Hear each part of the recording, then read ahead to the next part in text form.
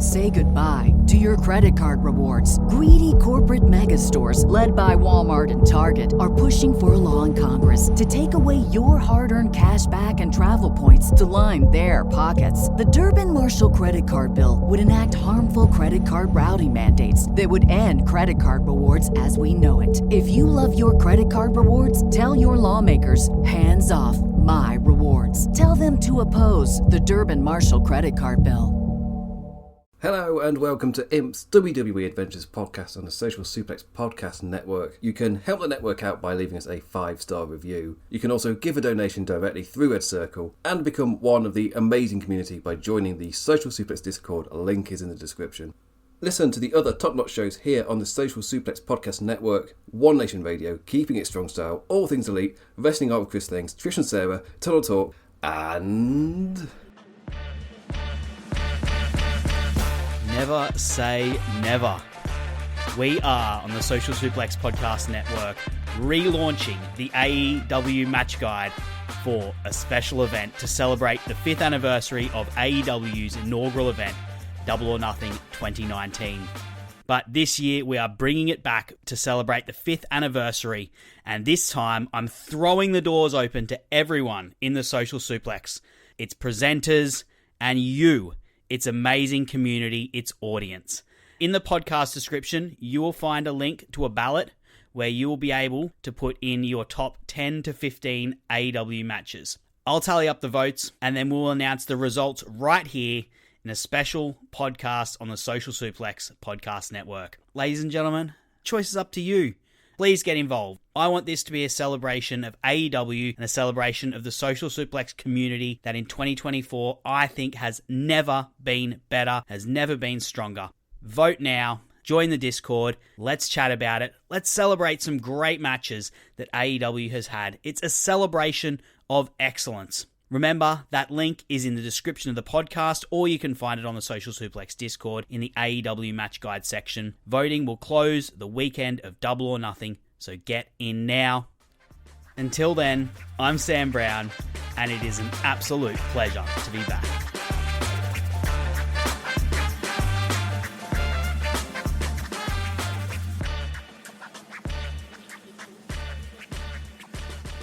Yes, that was Sam talking about the AEW Match Guide. For me, that was just, I went and did a prolonged and looked to my left and stared at a wall. This stuff is weird sometimes. My name is Matt Maher, aka Imp, and this is your quick look back at the WWE week that was. 30 minutes of me trying to forget that I had a nightmare where Chad Gable died in my dream. And then I woke up the next morning and it just felt so real. I just went about my day, and it wasn't until like lunchtime where I was like, oh yeah, he's not dead. And suddenly got a boost of momentum. I was like, you know what, actually that's actually helped cheer me up a bit. Suddenly realising, oh, that was a dream. Yeah, he didn't get a Darby Allin like hole in his head and then his jaw didn't fall off. It's like, yeah, he didn't die, obviously. Obviously, when you think about it for a second. Sometimes having a imaginative and creative brain bites you in the butt. You get dreams like that.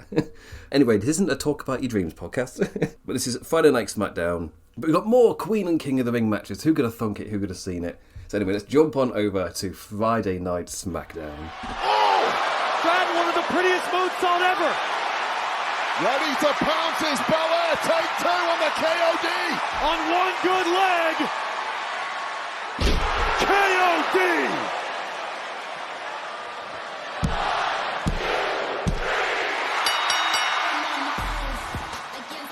The Queen of the Ring tournament, Nia Jax versus Jade Cargill and Tiffany Stratton versus Bianca Belair. They've worked really well together. The kind of match where, in loss, Stratton's character feels so much more properly established, a perfect way to follow up on the backlash momentum for both her and Belair.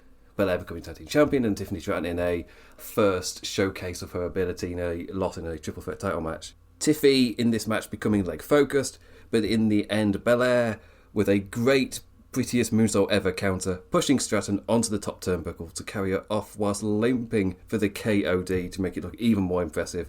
Really strong match for both characters, with a cloud hanging over it And as well as Bianca goes on to face the favourite for the Smackers side in the new big heel host Nia Jax, which is a bit of spoilers for what comes later, but I'm not spoiled what. But obviously there was the cloud hovering over this match as well. Got a quote from Dave Meltzer where basically, if this was someone who wasn't a star, they'd be fired instantly, which was the quote from Dave Meltzer regarding Tiffany Stratton's post from last week, which I mentioned on the show last week as well. There was a bit of a question going into SmackDown, like what was going to happen. And when I was editing is when the announcement came out, and I was like, right, cool, I'm just going to cut out all of me talking about whether she's going to be on the show or not. Well, I'm in the middle of editing and it's all come out that not only is there going to be no punishment, there never was any type of removal or anything beforehand, that was the notes that were given out.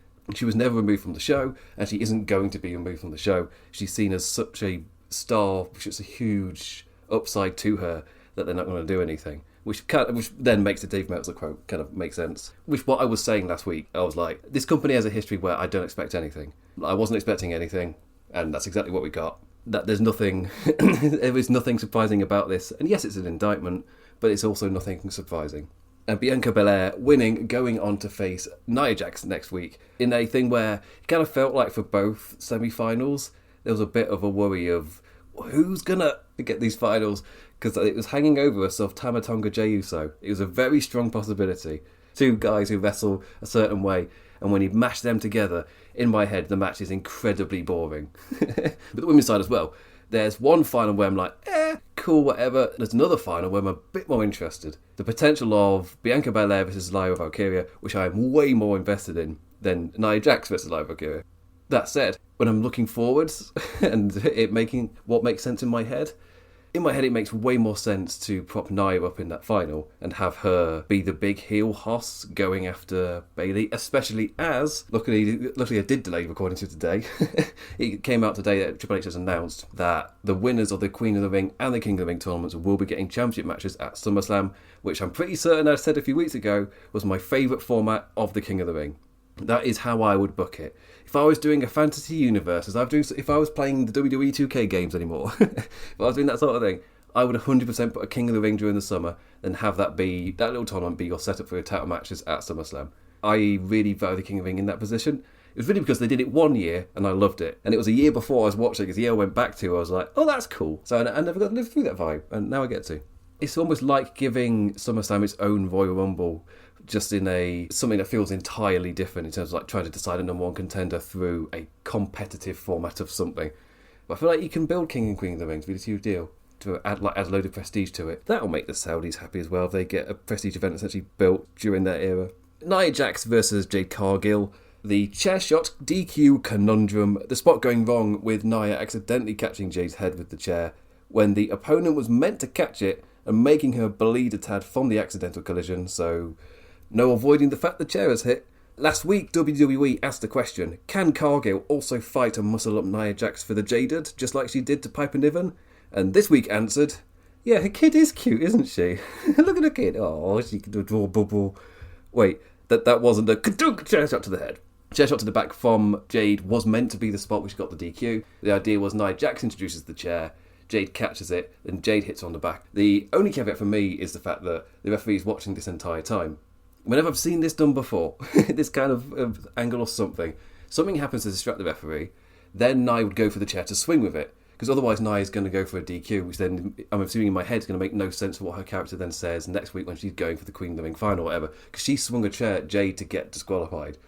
So she's assuming, in the logical word, yes, I know we're delving into pro wrestling logic at this point, which sometimes makes it really fun when you know it isn't there. But dance with me for a second. If she's going to swing that chair at Jaded, that means that she's accepting a DQ. She's perfectly fine getting kicked out of the tournament, and in this case, to send a message to Jade. That's the logic in my head, and she's absolutely fine throwing the tournament away. I bet you all of the money that this time next week I'm talking about this show, if Nia Jax actually does bring up the fact that she felt that she won by a DQ via a chair that she introduced, the twisting way is she outsmarted Jade, but also within that outsmarting, she's swinging a chair at Jade's head and gambling that Jade's going to catch it.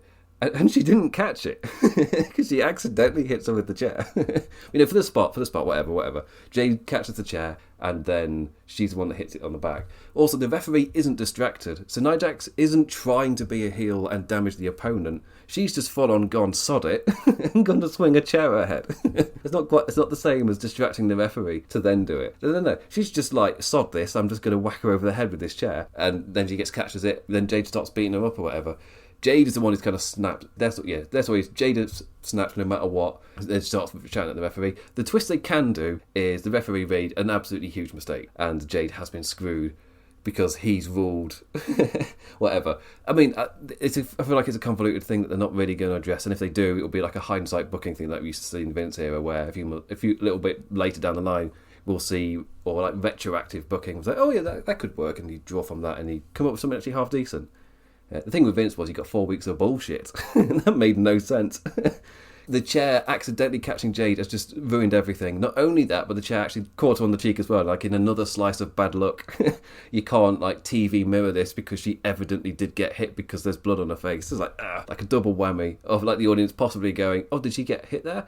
And then seeing going, yeah, she definitely got hit. And now they're going to pretend that cut's not there. It's like, did it? Like for the live audience, you could possibly play it, but on TV, it's so evident. The story they're trying to tell there can't be told anymore unless every single person watching just agrees to forget they saw it, which is like for a lot of people that's like perfectly fine. Sometimes like with a botch or whatever, because I guess it's counts in that category. When there's a botch, sometimes it's like they happen. Like you can just put them to the side. Either just forget you saw it, or if they do something to snap you back in. Okay, like all right, I'm back in. Like whatever, I'm not going to be stuck on that point. And hooray for the confusion, just ignoring the accidental hit and cut on Cargill's cheek, the fans enjoying their brawly brawl afterwards. And this also just set up something between Nia and Jade, which is what I'll talk about, why that's where you can possibly do some hindsight booking in. So they were the two Queen of the Ring matches. The two King of the Ring matches, LA Knight versus Tama Tonga. What was Tama doing backstage? Nope, it wasn't certainly anything he was doing in Japan. I've not seen that before. Liked Knight getting some backstage seconds to cut some jab. Set some future play date with Mello too. Me like, yeah, the two losers. Just immediately. But they're doing it now, so it doesn't so obviously feel like the two losers. We want Roman chants from the get-go in his matches with any Bloodline participants in them now. I'm talking about the peripherals for a reason, because there's not much to talk about from the thing itself. Just using Knight to set up the odds Vandy Pandy's going to have to fight against next week, showing LA Knight failing against the odds, just to add those stakes to the Vandy Orton. Like, can he overcome them? We've already seen someone else fail. The goodie on top with his stompy stomps before ringside distractions and shenanigans set Tama on top for the ad break. Knight continuously on top until the next ringside distraction repeats until the Tongan victory. As in, it feels like there's a lot of things that are being built up to here. Either we see this exact same flow on Smackdown, the way that this happened with the interference happening, and he fights through, gets back on top, Tongan interference from like Tongan, but then this time Tama can go for whatever this flatliner finisher thing. I'm going to jump on my back and it's going to hurt you. Whatever that finisher's called. So he does that finisher, and either Vandy just pushes him away, RKO, or he goes up for it immediately into the RKO, whatever. There's stuff you can play with here. Obviously, he did the gun stun, and if they want to do a little nod over to the New Japan watchers, he can hit the RKO himself. They can sell it like he's done the RKO.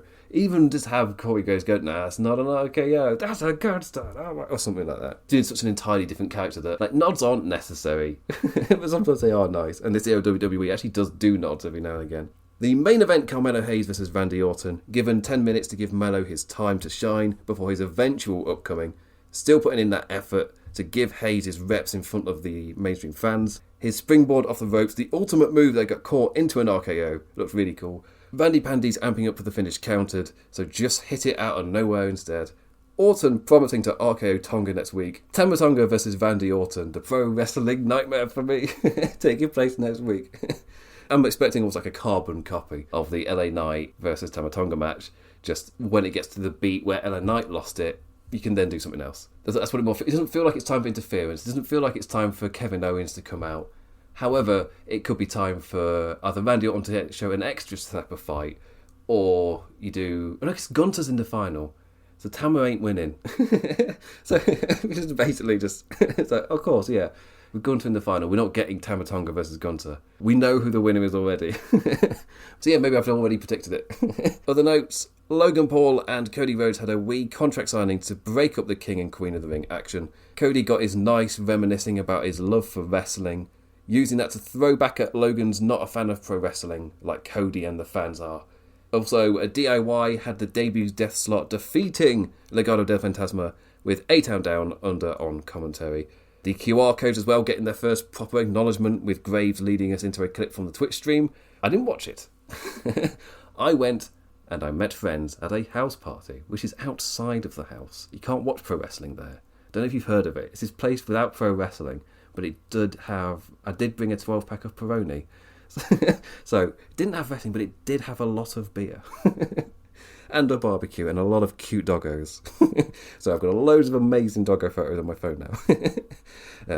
So I didn't watch the Twitch stream. Liked AJ questioning what's next for him as well, his character, given he put in a great performance in France, but lost.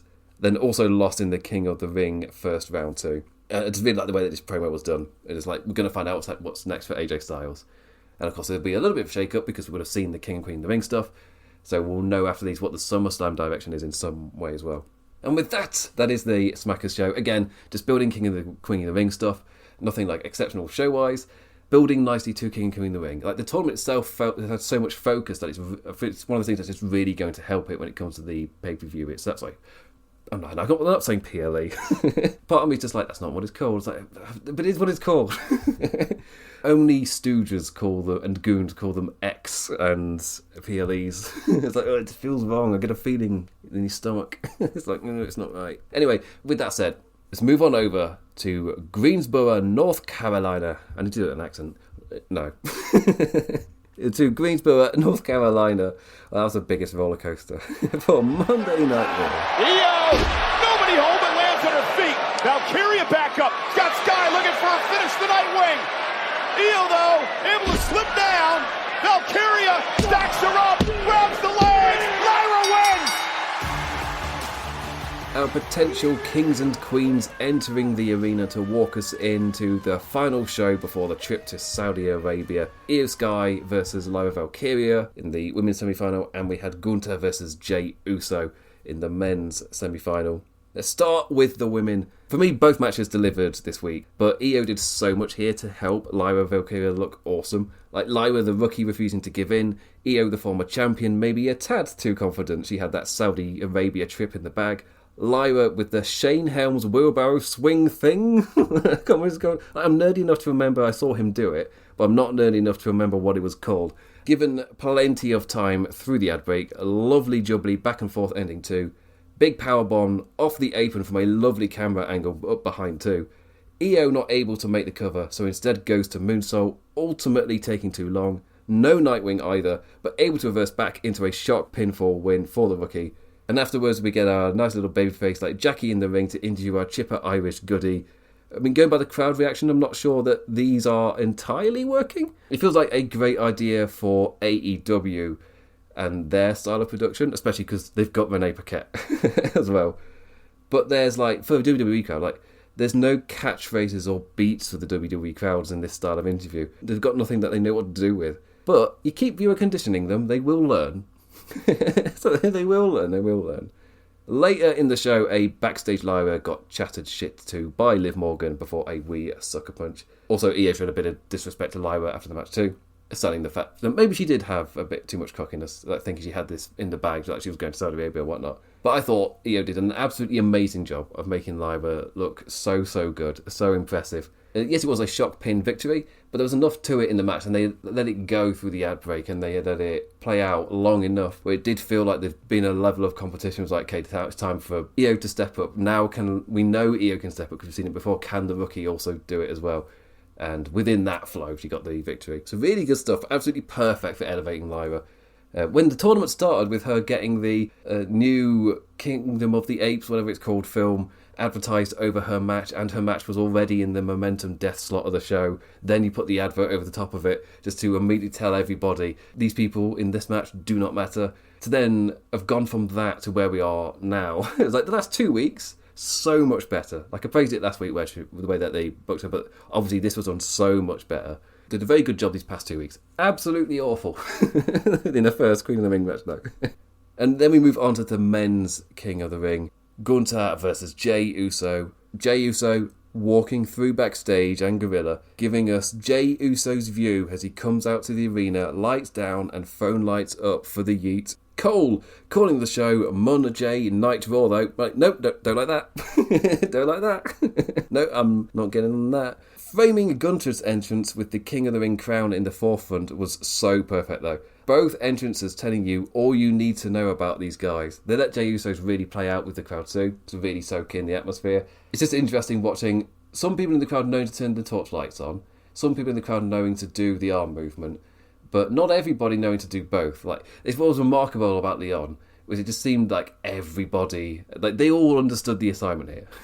They all understood. The whole arena, seemingly everybody, lights on and movement, all in tandem, looked absolutely incredible. Then you come over back to America and slowly but surely it's like taking their time. More and more people are doing it. Maybe over the course of time, they will learn. They will be conditioned to do this. It will happen. They will have watched it on television. It's like, well, I want to be part of that crowd. I want to do that too. But it seems it's taking a bit of time to translate from that one amazing crowd to everybody understanding what to do here. 2-star Jey Uso striking again. But Gunther ain't having none of that. Uso gets the reactions with every one of his moves. Gunther brings the variety to mix up what we're seeing at a decent pace. In the end, Gunther just unleashing on this poor man. Spear from Jey, catching the ref, giving a big beat between hitting the splash and the pin count. Having worked the arm, the Austrian grabs hold, talks, clobbers the man and locks in one deep sleeper. Huzzah! 5 seconds later and the show is off the air. Backstage must have been really calm. But we've avoided a Jey Uso vs Tama Tonga final. The darkest timeline has indeed not come to fruition. We have avoided it. Congratulations to everybody. We have avoided that reality. But as I said earlier, I thought this did a really, really good job. And just dangling the danger of a Jey Uso Tama Tonga final. Like the worst case scenario. Just like, oh no. But yeah, much brighter world this one. And Gunther comes out of it looking like an absolute beast, which I felt like is going to be so important for the Randy Orton match as well. Where, yes, Randy Orton, we know he can win in one move, but Gunther is going to absolutely break that man's body down, because that's the other part of Randy Orton at the moment, is he very visibly has a body that isn't in the best shape. That man holds his back a lot. Very vividly. You've also picked up that Gunther clobbers people like really hard. And here with Jey Uso, he just went at him, and just snapping him and talking to him like that. So just knowing you've seen that when you go into the final, it really, really helps elevate Gunther. Everything seems to be building up that he's not winning. It's my little worry. And I also do look at the programs that are happening. I think I said before that Gunther Damian Priest just doesn't click in my head as something that WWE are going to be going for. However, Randy Orton, Cody Rhodes, when Cody Rhodes needs a big SummerSlam match, that makes a lot more sense. I'm also expecting Cody's reign to last quite a bit. It feels like we've only been in the starting momentum for Cody's reign, and the match against AJ Styles was really good, and that really does help it. It's just that on TV he's not had a lot to do. The Logan Paul one feels like it'll be a fun match, even if like character-wise he's not doing a lot. I think that's been my main worry for Cody, especially if the report is true that they're kind of just paddling water until Roman Reigns returns. It's like, I would like a character arc with some like meatiness to it. And maybe Randy Orton can give something to that for SummerSlam match, because there's already so much history you can feed off of. Something to actually develop the character for Cody Rhodes as champion. I feel like that's something that's massively needed. Anyway, let's jump over to the other stuff from Monday Night Raw. The Intercontinental Champion Sami Zayn kicked us off. Bronson Reed and Chad Gable, who's not dead, ahead of him in Saudi Arabia. He seems to have got his jaw and everything. Ahead of him in Saudi Arabia. Alpha Academy out. Gable's baddie chinwag proving the crowd are nice and bubbled up for the eventual Otis turn, which led into Sami Zayn versus Chad Gable. Now with our properly established baddie dynamic in Gable, but his pupils aren't quite as willing to be match-interfering villains, sending Cesaro and Maxine away from ringside. Over-the-top delivery, just like a referee. I do love the way that Gable's doing his character. More focus on the Otis tease after a Blue Thunder Bomb crashed Gable to ringside for the ad break. Chad slapping Otis to heel him into action, grabbing the IC title and charging at Sami to get caught and exploded for the typical Helluva kick setup. To swerve with Otis clobbering Zayn in the corner. Chaos Theory for the win. And later in the show, a backstage locker room team around with Zayn and Otis, with Sammy mirroring his own struggles in the bloodline to Otis's own problems in Alpha Academy. To me, that's such a surefire way to kindle those fires a little more. The crowd are already chanting for Otis every single time this is happening. And then you just remind people of the Sami Zayn arc, and you tie Otis to the emotions we had to that arc. Like, it's very smart. It's very smart. Speaking of smart, actually, Bron Breakker with a squash match booked and executed so well that it had folk questioning if they'd ever been one better. Obviously, it's like, you've seen a really, really good squash match. It's like, there's been loads, and because I don't internally rank them, I can't answer the question. The fact the conversation was happening, I felt like this was really, really... It wasn't just good just because of the nature of the segment, it was what he was doing for his character as well. It gets you excited for this character. Pissed that he wasn't booked in the King of the Ring, had words with GM Pierce last week, but we've seen words like that only kind of followed up on with so many characters and over the course of the time so many times. But not this time. A shake of the head to start us off in the match, before spearing the poor jobber into oblivion. Cale Dixon was his name. A referee stoppage giving Bron his first win. Perfect production switching to the overhead camera to capture the ring moving as Breakker runs the ropes to clobber. Sean Daivari, Kenny Dykstra and the referees out to try and stop the murder. But who knows what that jobber is anymore after a steel chair swung to his head draped on the steel. A whole ambulance job and everything when we turn from break. A night selling Breakker's uncontrollable frustration. Also, Ilya Dragunov was interviewed backstage later in the show, frustrated, but the level of competition is exactly what he wants. Teasing sights on Gunter when Ricochet enters, for his own words, to the Mad Lad. When Breakker spears the life out of poor Richard into a stack of production boxes. Oh, so Breakker, not only is Breakker absolutely destroyed this jobber, he's choosing his opponents like that. So, okay, cool. He's going to tear through the actual signed competitors to really give Adam Pearce a nightmare. I really like that elevation. The World Tag Team Championship, Awesome Truth versus Irish Judgment. Nice progression with Priest still not liking Carlito, but allowing him in if he earns his keep. The tag match itself was, I'm not sure I need an Awesome Truth match to play through an ad break. Carlito, the distracting man, McDonagh completely failing against Truth, but Carlito proves far more effective a ringside lad than JD's ever been. Braun! Our second charging Braun of the week, chasing Deathwish McDonagh around ringside, back into the ring for an R-Truth attitude adjustment for the champions to retain. It is what it is. Also, the trio of Braun, Miz and R-Truth doesn't super get me excited, but for this, where they were positioned on the card, like it's a fine act, like whatever. I think that's my takeaway. Is like, what do you think of it? Is it rubbish or whatever? It's like, I'm going Dave Meltzer, like, it is what it is. Like, yeah. Like, I'm not going to crap on it. It seems to set out, do a job, and does what the job is. Sure, I want to skip it, but evidently some people like it. It is what it is. Other notes, Michael Cole talking about the QR code and the videos they lead to, but in no world do I believe that Michael Cole has ever watched a Twitch stream. In no world can he sell me on that. Just never. And also, Sonya Deville showed her face for the first time in 9 months, walking in and Stark on Baszler backstage before the women's tag title match. She's an act that I do like. It's just that last time we saw her, which just seems to be given as a character and like script that just grained you. It's similar to the Baron Corbin, like her rivalry with Naomi. It's one of those feuds that just seems to keep on going and never really get to any point. The issues we'd felt in the past when we were doing like a Stephanie McMahon power arc, where it's like, but she's never going to get a comeuppance. With this power arc, it's like, well, she's going to get the comeuppance, but they almost wrote it in such a similar way where you're just never expecting her to get that comeuppance. And that's part of the problem with the Vince writing, was that he had an idea, but it's not ever building anything. There isn't any like story structure. So things just keep happening, and you're kind of hoping and looking that it's going to fall into some form of decent structure over time. Like, it'll find its way. Not always. Just kind of fizzled out. Her as a GM it was an era where the GMs didn't have any character. Like now, Triple H has done, and the creative team has so much work to establish general managers with set characteristics. They are a core part of the show. They're not just brought out for like plot needed or just to announce a match or whatever, where they don't change good guy, bad guy allegiances depending on what's going to happen. It's like, they're not good guys or bad guys. They're the authority.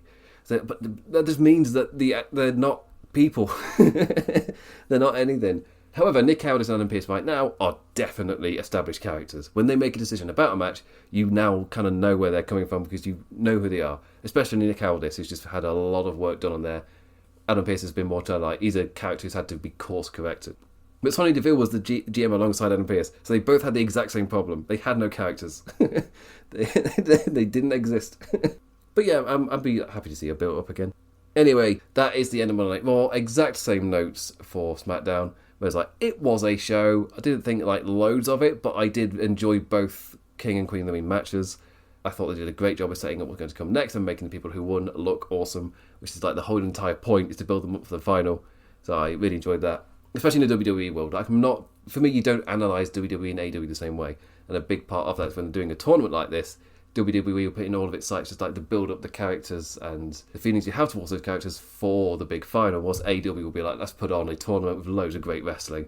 Whilst also trying to do that too. WWE is like, you can have like King of the Ring matches that don't get much of a reaction but as long as they are reacting towards the end of it, that's the entire point. Different goals, so I will like assess them differently. It makes sense to me. Anyway, that brings me to the end of the show. With that, I say thank you for listening, liking, engaging in any form, any manner. Always appreciated. Never take it for granted. I'll be back next week to talk the King and Queen of the Ring and Monday Night Raw. Over time, I've somewhat shifted into like as long as you know what they are and you're not doing some form of weird corporate flag waving shit or whatever. Like, as long as you know what they are, like, yeah, you can watch them, whatever. But, like this week with the posting of, with the female wrestlers, like, on the beach in Saudi Arabia, posting themselves having a really great time. It's like, as long as you know that's PR nonsense and it's, like Saudi Arabia isn't like that. Like, as long as you're aware, it's like, you can gauge with the product, like, it's fine, whatever. Don't let the sports actually wash the stuff away. Be aware that it's happening. Like, these shows are propaganda. As long as you know that going in, and you'll keep that in your mind as you watch it, it's like, it's fine, whatever. Maybe that's just me hitting my 30s, and it just get to a point of, I don't know if that counts as like giving up on the world. Where I was like, yeah, do the best you can with just shit. Do the best you can. I live in the UK. We had the most hilarious election announcement this week, where even the comedic writers would be like, they wouldn't even touch this. Like with him being audibly drowned out by a song playing louder than he's talking. Him visually being drowned by the amount of rain that's hitting him. And it's all as a metaphor for how he's been politically drowning. A writer would say that's too on the nose. Like, pick one of them. You can't do so many things. Like, if this is a comedy, this is maybe a bit too slapstick. It's just too way on the nose. So, yeah. Anyway, that was a tangent. I'll be back next week to talk about these tournaments. Also, do keep in mind for the AEW match guide as well. Like, get your votes in right now for the AEW match guide. It is, if you go to the Discord, it's on the AEW match guide thread, or whatever they're called on Discord page, channel, there we go, it's all, yeah. On the Discord channel, it'll be there for Social Suplex. Also go to, I think, at Sir Samuel, is that right? Is that your Twitter handle? Or whatever. I've got a link posted in my description if you want to go and just click on that too. With that, I bid with you. Adios.